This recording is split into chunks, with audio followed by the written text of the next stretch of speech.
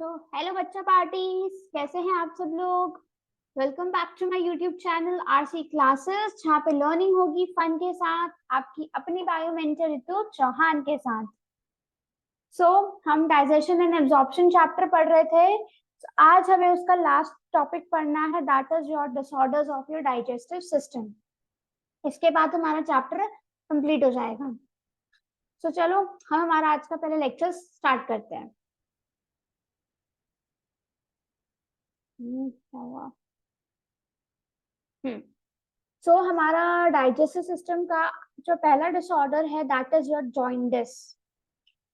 Jaundice जिसे हिंदी में हम पीलिया भी बोलते हैं, ठीक है। तो बेसिकली जॉइंडिस में ये सबसे पहले लिवर अफेक्टेड होता है, ठीक है। लिवर की डिसफंक्शनिंग की वजह से जॉइंडिस होता है। और देखो इसमें होता क्या है, देखो बेसिकली जैसे आपका जो स्प्लीन है, ठीक है, suppose if this is your spleen, ठीक है। स्प्लीन में आपको पता है हमारी जितनी भी आरबीसीज होती हैं वो डिस्ट्रॉय होती हैं, ठीक है। वहां जाके सारी की सारी डेड हो जाती है, डिस्ट्रॉय होती हैं। तो मैंने आपको ये बताया था, जब मैंने आपको बाइल जूस के बारे में बताया था, कि बाइल जूस जो होता है उसमें हमारे पास दो पिगमेंट होते हैं, बिलिरुबिन एंड बिलिवर्डिन, है ना। तो जो बिलिरुबिन वाला जो आपका पिगमेंट है, बेसिकली मतलब दोनों ही जो पिगमेंट है वो कब बनते हैं, जब आपका जो आरबीसी है वो क्या होता है, ब्रेक डाउन होता है, ठीक है। जब आरबीसी क्या होता है, ब्रेक डाउन, आरबीसी के ब्रेक डाउन की वजह से, ठीक है, क्या बनता है आपका, बिलिरुबिन और बिलिवर्डिन, ठीक है। इसमें बेसिकली जॉइंडिस में हम जो आपका बिलिरुबिन वाला पिगमेंट है, कौन सा पिगमेंट है, बिलिरुबिन। देखो दिस इज योर स्प्लीन, ये क्या है आपका स्प्लीन, ठीक है।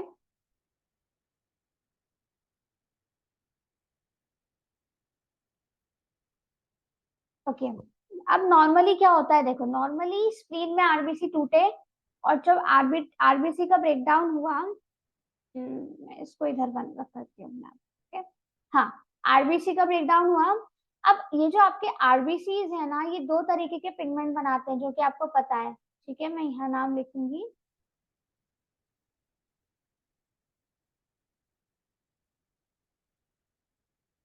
ठीक है, ठीक है, that is your bilirubin. Clear, ये क्या हो गया आपका बिलीरुबिन। आरबीसी देखो बिलिरुबिन और बिलिवर्डिन दोनों बनाता है, लेकिन हम बात करेंगे अभी यहाँ पे बिलिरुबिन की, क्योंकि जॉइंडिस किस वजह से होता है, जब बहुत ज्यादा बिलिरुबिन इकट्ठा हो जाता है तो उस वजह से जॉइंडिस होता है। तो कैसे होता है हम ये समझ रहे हैं, ठीक है। तो नॉर्मली नॉर्मल फंक्शनिंग में क्या होगा कि भाई आपका आरबीसी टूटा, उसने स्प्लीन के अंदर क्या बना लिया, बिलिरुबिन बहुत सारे बन गए। अब ये जो बिलिरुबिन है ये लिवर के पास जाता है, ठीक है। और लिवर के पास जाता है, फिर लिवर क्या करता है आपको पता ही है, हमें जो बाइल पिगमेंट्स होते हैं, बिलिरुबिन, जो ये चीजें होती हैं, ठीक है, ये बाइल में प्रेजेंट होती हैं। तो बाइल क्या होता है, डाइजेस्टिव सिस्टम में जाता है, फिर डाइजेस्टिव सिस्टम के थ्रू हमारा जो बिलिरुबिन, क्योंकि ये तो क्या है, दोनों ही वेस्ट है, तो ये फीकल मैटर यूरिन के थ्रू निकल जाते हैं, ठीक है। ये नॉर्मल फंक्शनिंग है, ठीक है। आया बाइल से गया, बाइल से आपके स्मॉल पूरे डाइजेस्टिव सिस्टम में घूमेगा, and then it will come out from your body.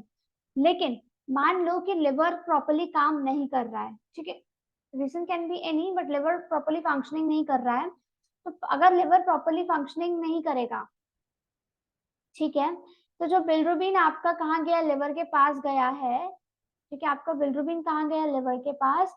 अब लिवर से ये जो बिलिरुबिन है, आपको पता है गॉल ब्लैडर होता है, ठीक है। अब लिवर ने जो आप देखो, लिवर ने क्या बनाया, बाइल, उसके अंदर आपके ये बिलिरुबिन वाले पिगमेंट्स आ गए, ठीक है। अब वहां से क्या होगा, जब ये आपका कॉमन बाइल डक्ट जो है, सेम कलर हो गया, आपका जो ये कॉमन बाइल डक्ट है, ठीक है, कौन सा डक्ट, कॉमन बाइल डक्ट के थ्रू ये आएगा। लेकिन होता क्या है कि मान लो आपका लिवर प्रॉपर्ली फंक्शन नहीं कर रहा, या आपका जो common hepatic duct, common bile duct जो है, बेस नहीं, sorry, common common hepatic duct नहीं, कॉमन बाइल डक्ट जो है, ये वाला डक्ट, क्योंकि इसमें पूरा बाइल आ रहा है, किसी वजह से अगर ये जो है ये क्या हो जाए आपका ब्लॉक, या आपका जो हेपाटिक डक्ट है ये ब्लॉक हो जाए। आया समझ में? क्योंकि बाइल बना कौन रहा है, लिवर, वहां से किसके पास जाता है आपका, गॉल ब्लैडर में स्टोर हो जाता है। क्लियर? तो कॉमन बाइल डक्ट या फिर आपकी जो हेपाटिक डक्ट है अगर वो ब्लॉक हो जा रही है, ठीक है, अगर वो ब्लॉक हो गई, अब लिवर से आता क्या है, बाइल। अब जब बाइल नहीं आएगा आपके डाइजेस्टिव सिस्टम में तो आपका बिलिरुबिन भी रिलीज नहीं होगा। तो इस वजह से क्या होगा, बहुत सारा, अब क्योंकि देखो ब्लड के थ्रू स्प्लीन से बिलिरुबिन लिवर में आ रहा था एंड लिवर उसे पास आउट कर रहा था, लेकिन अब लिवर ही नॉर्मली फंक्शन नहीं कर पा रहा है, तो अब ये जो बिलिरुबिन है वो क्या होगा, इकट्ठा होता जाएगा आपके ब्लड में।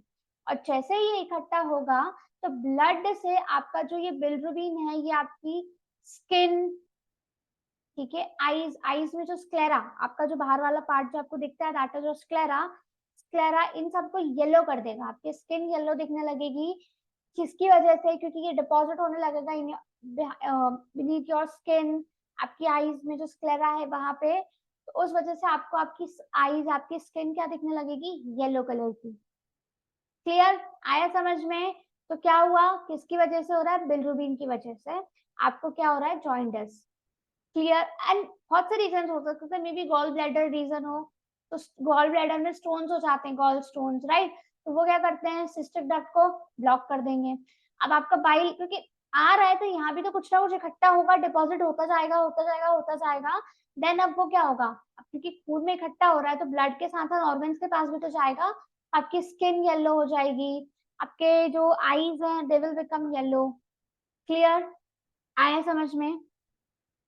Okay, now moving ahead. Just a minute.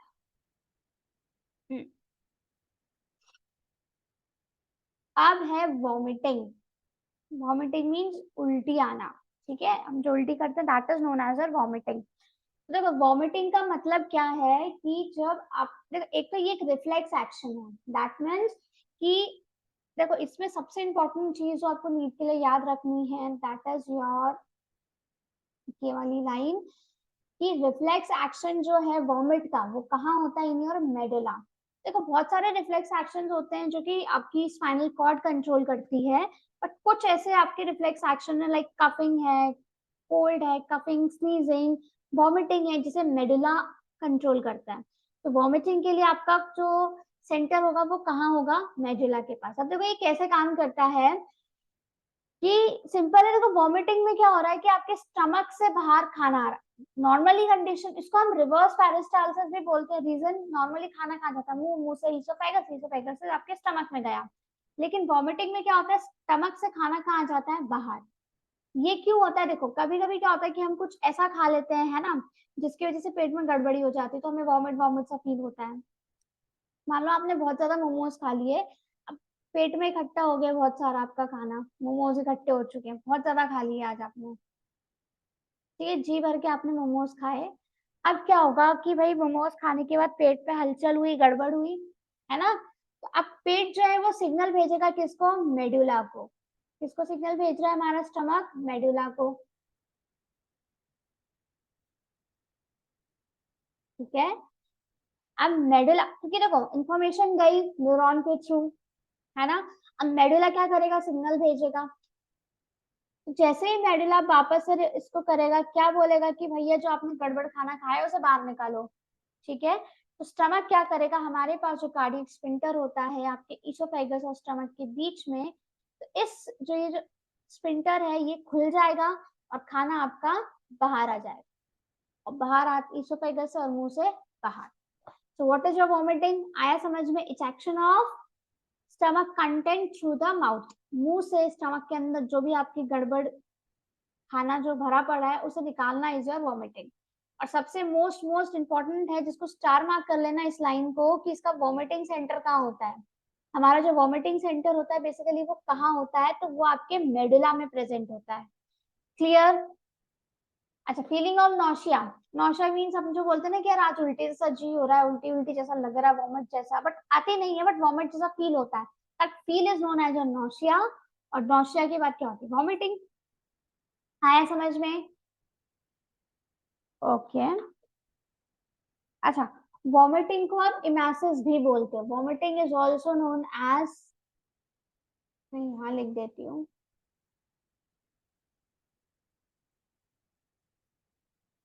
vomiting is also known as emesis.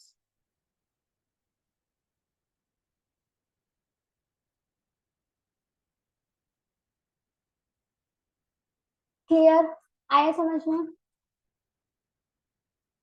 चलो,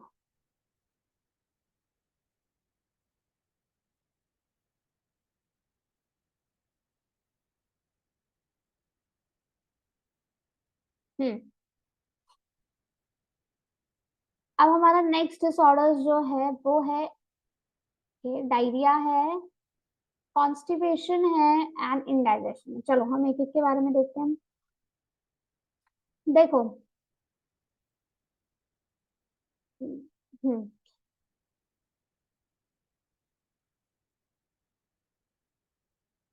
हाँ, तो मैंने थोड़ा सा नीचे कर लिया है। डायरिया, देखो दोनों ये जो दोनों हैं, डायरिया और कॉन्स्टिपेशन, ये बाउल मूवमेंट के ऊपर डिपेंड करते हैं। किसके मूवमेंट के ऊपर? बाउल।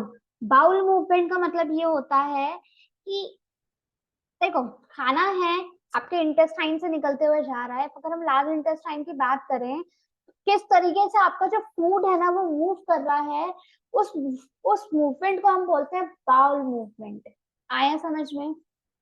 देखो, अगर आपका बाउल मूवमेंट एबनॉर्मल है, मतलब कि अगर मान लो एक दो बार हो रहा है, दैट इज नॉर्मल, लेकिन अगर उससे ज्यादा हो रहा है दैट मीन्स कि वो एबनॉर्मल है।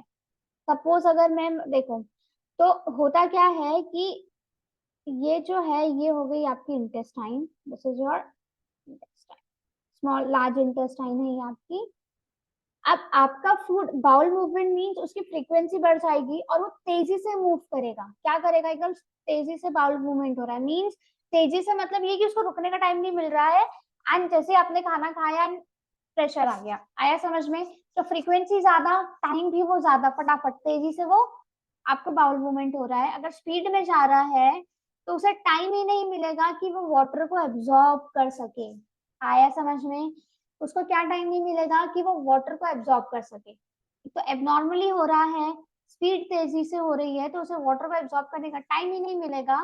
तो डायरिया में जो हमारी आपकी जो फीसेस होंगी वो क्या होगी? Liquid, liquidity, increase liquidity of the faecal discharge, means कि जो फीसेस होंगी हमारी वो क्या होंगी? लिक्विड होंगी। आया समझ में? इसकी वजह से देखो, एक तो डायरिया में क्या होगा, पहला चीज तो ये कि फूड का एब्जॉर्प्शन नहीं हो पाएगा प्रॉपर्ली, क्योंकि बहुत फास्ट हो ना, उसको टाइम ही नहीं मिल रहा है एब्जॉर्ब होने का। फटाफट फटाफट आपको लूज मोशन आए जा रहे हैं, आए जा रहे हैं, आए जा रहे हैं। आया समझ में? दूसरी चीज क्या होगी कि इसमें डिहाइड्रेशन होता है, मीन्स कि लूज मोशन में क्या होता है? डिहाइड्रेशन, पानी की कमी हो जाती है, क्योंकि पानी आपकी बॉडी अब्सॉर्ब ही नहीं कर पा रही है। क्लियर, आया समझ में? तो डायरिया में क्या होता है? एक तो एब्नॉर्मल फ्रीक्वेंसी, फीसेस क्या होंगे आपके? लिक्विड फॉर्म में, इसमें वाटर का एब्जॉर्प्शन कम होगा, इसमें आपका जो फीकल मैटर है वो लिक्विड फॉर्म में होगा। क्लियर, आया समझ में? इसका उल्टा होता है कॉन्स्टिपेशन में। जो कॉन्स्टिपेशन होता है उसे हम कब्ज भी बोलते हैं ना। इसमें क्या होता है, देखो,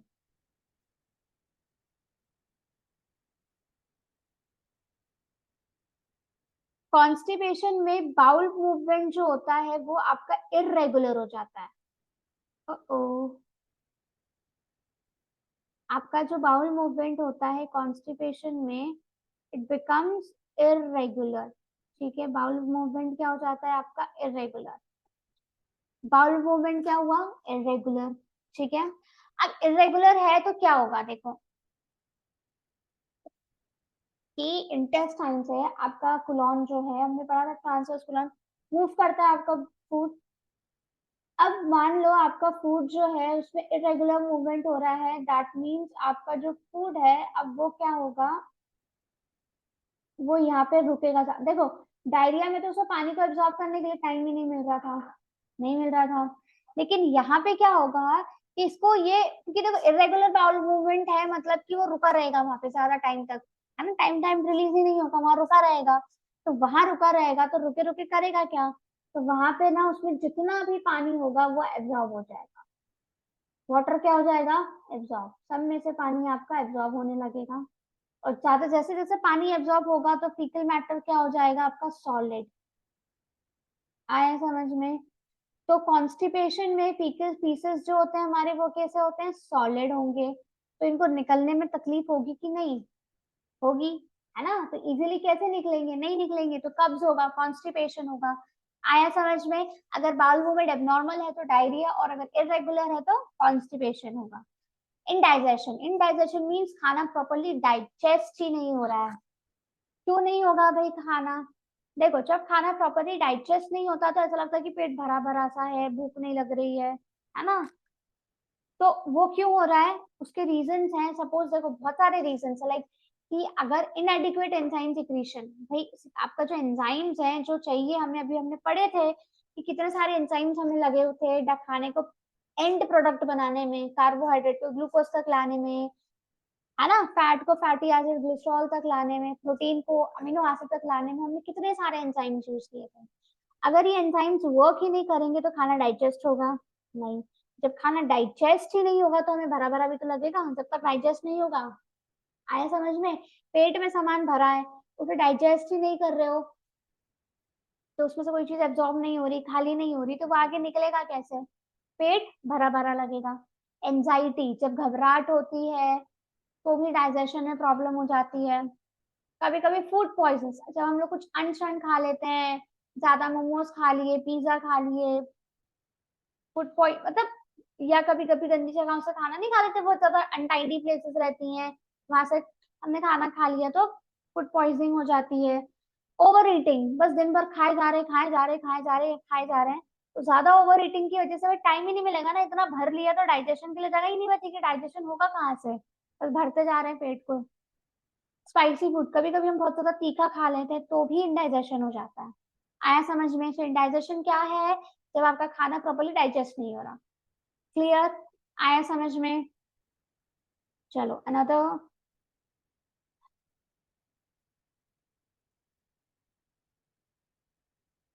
चलो अगर हम बात करें अब, ये भी इंपॉर्टेंट है बिकॉज इसमें से क्वेश्चंस आते हैं, ठीक है, that is your PEM, PEM, protein energy malnutrition. देखो माल न्यूट्रिशन का मतलब क्या होता है, जब आपको न्यूट्रिशन की कमी हो जाए, कुपोषण जिसे हम हिंदी में बोलते हैं, दैट इज योर कुपोषण, ठीक है? तो कुपोषण किसके, अब हमने इसको प्रोटीन और एनर्जी इससे बोला है क्योंकि इसमें दो तरीके की डिजीज होंगी। तो प्रोटीन और एनर्जी मींस कैलोरी की वजह से ही, की डेफिशिएंसी की वजह से होंगी, ठीक है? आया समझ में? तो अब इसमें होता क्या है, देखो पहले तो PEM जो है ये होती क्यों है ना? तो ये इसलिए होती है जब हमें प्रॉपरली न्यूट्रिशन नहीं मिलता। प्रॉपर न्यूट्रिशन ना मिलने का रीजन ये होता है, कभी कभी वो कंट्रीज जो अंडर डेवलप्ड होती है, मींस इतनी ज्यादा मतलब वो फाइनेंशियली स्टेबल नहीं होती कि लोगों को न्यूट्रिशन प्रॉपरली मिल पाए, तो गरीब देश होते हैं, है ना?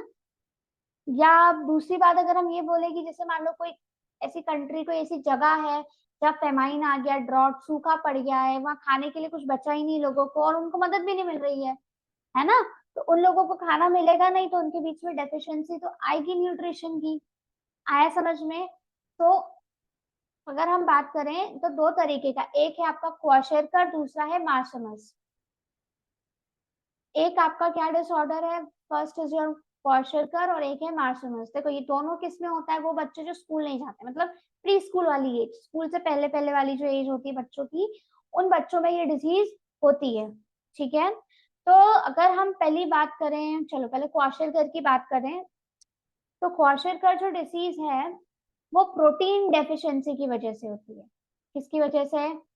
प्रोटीन डेफिशिएंसी, प्रोटीन की कमी की वजह से। देखो प्रोटीन की कमी की वजह से हो रही है क्या, क्वाशरकर डिसीज। ये होती है जो बच्चे 1 साल से भी छोटे, मोर देन 1 ईयर, 1 साल से बड़े बच्चे होते हैं, उनमें ये डिसीज होती है। बेसिकली क्या होता है ना, कि इन बच्चों में क्या होता है कि जो मदर्स मिल्क की जगह उन्हें कोई ऐसी फूड, है ना, रिप्लेस कर दिया, क्योंकि 1 साल तक के बच्चों को तो मदर मिल्क दिया जाता है। 1 साल का बच्चा है उससे पहले अगर उसका जो मिल्क है, बेसिकली अगर मदर्स का मिल्क जो है वो रिप्लेस कर दिया जाए कोई ऐसे फूड से जिसमें प्रोटीन की कमी है, मतलब प्रोटीन रिच है ही नहीं, उसमें प्रोटीन की बहुत ज्यादा कमी है, ऐसे खाने से अगर हम उनकी यू नो डाइट अगर बदलती जाए तो उन्हें क्वाशरकर डिसीज हो जाती है ना। जैसे मान लो कोई जगह है जहाँ पे सूखा पड़ गया, तो बच्चों को खाना ऐसा मिल गया क्योंकि मजबूरी है, मिल्क सिक्रेशन हो नहीं रहा मदर का, तो मदर नहीं खा रही तो उन्हें भी मिल्क नहीं बन रहा, बच्चों को नहीं पिला पा रही है, तो क्या होगा कि उनकी जगह अब बच्चों को कुछ तो देंगे खाने के लिए, तो कुछ ऐसी इनको डाइट दी जा रही है जिसमें प्रोटीन है ही नहीं, है ना, प्रोटीन डेफिशिएंट डाइट है। तो ऐसी डाइट की वजह से प्रोटीन की डेफिशिएंसी हो जाती है। आया समझ में? 1 साल से छोटे, 1 साल से ज्यादा, मोर देन 1 ईयर के जो बच्चे होते हैं उनमें ये डिसीज होती है। तो देखो, प्रोटीन की डेफिशिएंसी है, और प्रोटीन हमारे लिए सबसे ज्यादा इंपॉर्टेंट क्यों है भाई? हम जिम विम जाते हैं भाई, मसल्स वसल्स बनाते हैं, तो भाई मसल्स बना रहे हैं आप, तो आपको क्या बोला जाता है? प्रोटीन खाओ, प्रोटीन खाओ, पनीर खाओ, मूंगफली खाओ, प्रोटीन के जो आपके वो प्रोटीन शेक्स आते हैं वो लो। क्यों? क्योंकि प्रोटीन मसल्स के लिए जरूरी होता है। अब जब इनको प्रोटीन मिल ही नहीं रहा, तो इनमें क्या होगा? Wasting of muscles, इमैसिएशन of muscles भी बोलते हैं जिसे, मतलब कि मसल्स उनकी पतली होती जाएंगी, क्योंकि प्रोटीन ही नहीं है तो मसल्स वीक होती जाएंगी, धीरे धीरे पतली होती जाएंगी। आया समझ में? लिम्स उनके थिनिंग ऑफ लिम्स, हाथ पांव इनके पतले हो जाएंगे, ग्रोथ और ब्रेन की डेवलपमेंट ही नहीं होगी जब खाना ही प्रॉपरली, देखो क्यों बोला जाता है कि एकदम खाना बच्चों को डाइट पूरी चीजें दी जानी चाहिए, क्यों? क्योंकि एक एक चीज जरूरी होती है for proper growth and development. लेकिन जब आपको डाइट, जब खाना फुल न्यूट्रिशन वाला है ही नहीं, तो ना ही ग्रोथ होगी, लाइक बॉडी में growth, height and all, and brain development भी नहीं होगा। और इनमें भी एक्सटेंसिव एडिमा होता है। क्या होता है? Extensive oedema. इतना तो आपको समझ में आ ही गया कि क्वाशरकर की क्या क्या सिम्टम्स हैं। एक तो वेस्टिंग ऑफ मसल्स, मतलब मसल्स बर्बाद, कुछ बचेगा ही नहीं, एकदम दुबले पतले हो जाएंगे, हाथ पांव दुबले पतले हो जाएंगे, ग्रोथ एंड ब्रेन डेवलपमेंट रुक जाएगा। एंड एडिमा का मतलब ये होता है कि बॉडी में ब्लॉटिंग, स्वेलिंग होने लगेगी। जैसे अगर आपको ये पिक्चर दिख रही है क्वाशरकर की है, ये जो बच्चों का आपको पेट दिख रहा होगा, ये देखो इतना ज्यादा फूला हुआ है, हाथ पांव उनके पतले हैं, but they have the swelling in their pet, in their stomach. तो स्टमक में सॉलिंग होने का रीजन क्या है? देखो बहुत सिंपल सा रीजन है, एडिमा होता क्यों है कि देखो हमारे, मान लो ये आपकी क्या है? ब्लड वेसल, ठीक है। हमारे ब्लड के अंदर एक प्रोटीन होता है जिसे हम बोलते हैं एल्ब्यूमिन प्रोटीन, ठीक है। कौन सा प्रोटीन है? एल्ब्यूमिन प्रोटीन, ठीक है। एल्ब्यूमिन प्रोटीन बेसिकली इसका काम क्या होता है कि वाटर को क्या करके रखता है? होल्ड करके रखता है, ठीक है। अब मान लो यहाँ पे ये हो गया नॉर्मल कंडीशन की, अगर मैं बात कर रही हूँ तो नॉर्मल कंडीशंस में हमारे पास यहाँ पे भर भर के एल्ब्यूमिन प्रोटीन्स है इन योर ब्लड वेसल्स, है ना, and they are holding the water, ठीक है। अब ये जो टिश्यूज है, ठीक है, ये रहा, यहाँ पे आपके टिश्यूज नहीं है, तो वाटर जो है वो आपको पता है अपने ऑस्मोसिस के हिसाब से चलता है, ग्रेडियंट के हिसाब से भाई, हायर टू लोअर जाएगा, ठीक है। जहाँ पे कम है बेसिकली एल्बुमिन प्रोटीन्स, अगर जैसे मान लो जहाँ पे उनको कम दिख रहा है, जैसे मान लो यहाँ पे एल्बुमिन बहुत सारा है, ठीक है, तो क्या होगा? ये पानी को होल्ड करके रखेगा, तो पानी कम मूव करेगा टिश्यूज में। लेकिन अगर मान लो कंडीशन उल्टी हो जाए, उल्टी कंडीशन ऐसी हो जाए कि हमारे पास यहाँ पे एल्बुमिन प्रोटीन कम हो जाए, क्या हो जाए? एल्बुमिन प्रोटीन आपके कम हो जाए, तो अब एल्बुमिन प्रोटीन कम है, वाटर को वो होल्ड नहीं करेंगे, तो सब पानी कहाँ जाएगा? आपके टिश्यूज में, टिश्यूज फूल जाएंगे, पानी की वजह से वो स्वॉलो हो जाएंगे, स्वॉलो नहीं, स्वेलिंग हो जाएगी उनमें। आया समझ में? टिश्यूज क्या हो जाएंगे? फूल जाएंगे। तो इसमें क्या होता है, देखो मोस्टली दिन जो पेट वाला हिस्सा होता है ना वो ज्यादा फूलता है, हाथ पांव तो पतले रहते हैं, स्टमक एब्डोमेन वाला जो हिस्सा है वो स्वॉलो हो जाता है। आया समझ में? तो क्वाशर का समझ में आया। मार्शमस की बात करें तो ये protein as well as calories की डेफिशिएंसी की वजह से, मतलब ना ही इसमें उनके पास एनर्जी होती है और ना ही इनके पास इनमें प्रोटीन है। आया समझ में? कैलोरीज भी, तो इसमें क्या होता है, देखो ये होता है लेस देन ईयर, 1 साल से छोटे बच्चों में ये डिसीज होती है। इसमें भी वही रीजन होता है कि होता ये है कि मदर्स का मिल्क जो है बहुत जल्दी एज में रिप्लेस कर देते हैं ऐसे फूड से, ना जिसमें देखो उनको खाना तो दे रहे हैं बच्चों, फूड उन्हें दिया जा रहा है, ना तो उसमें प्रोटीन है और ना ही उसमें एनर्जी है। आया समझ में? तो जब ना ही आपके पास प्रोटीन होगा, ना ही आपके पास एनर्जी होगी, ना ही आपके पास क्या है, प्रोटीन है, और ना ही आपके पास एनर्जी है, तो उसकी डेफिशिएंसी तो होगी, है ना। और इसमें मार्शमस में भी देखो 1 साल से कम बच्चे हैं, तो रीजन सिंपल यही चीज है, मदर का मिल्क क्यों रिप्लेस हो रहा है, या तो मदर को मिल्क आ नहीं रहा है, या ऑल ऑफ अ सडन मान लो वो बच्चा छोटा है और उनको दूसरा बच्चा हो जाए, है ना। तो अब क्योंकि उसको मिल्क भी देना जरूरी है, तो इसे मिल्क ना मिल पाए, या ऐसी कंडीशन आ जाए, मान लो कोई ऐसा एरिया था, ड्रॉट आ जाए, फेमाइन आ जाए, तो मदर की डेथ हो जाए, या फिर जो मदर है उसे मिल्क बन ही नहीं रहा है ना, आ ही नहीं रहा है, तो इस वजह से मिल्क की रिप्लेसमेंट हो जाती है फ्रॉम दी फूड जिसमें प्रोटीन की और कैलोरीज की दोनों की कमी होती है। आया समझ में। अब इसमें देखो प्रोटीन की डेफिशिएंसी है, तो मसल्स का इमैसिएशन तो होगा, मसल्स पतली होंगी क्योंकि प्रोटीन की डेफिशिएंसी है, ठीक है। लेकिन इसमें एक्सट्रीम होगी, देख सकते हो आप कितने ज्यादा दुबले पतले हाथ हैं।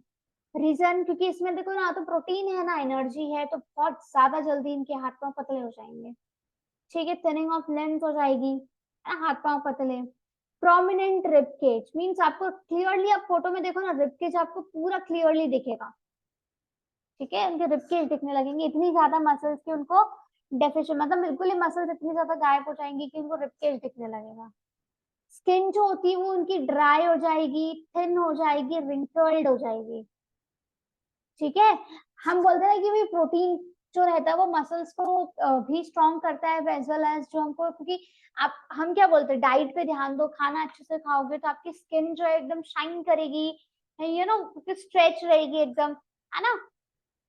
लेकिन इनमें क्या होता है, देखो प्रॉपरली फूड नहीं मिलता, तो सूखने लगती है, सूखते सूखते पतली हो जाती है, पतली होते होते इनके रिंकल्स आने लगते हैं, ग्रोथ रेट, बॉडी वेट सब धीरे धीरे कम होने लगेगा, मेंटल जो है रिपेयरमेंट भी होगा, है ना, ग्रोथ डेवलपमेंट भी रुक जाएगा।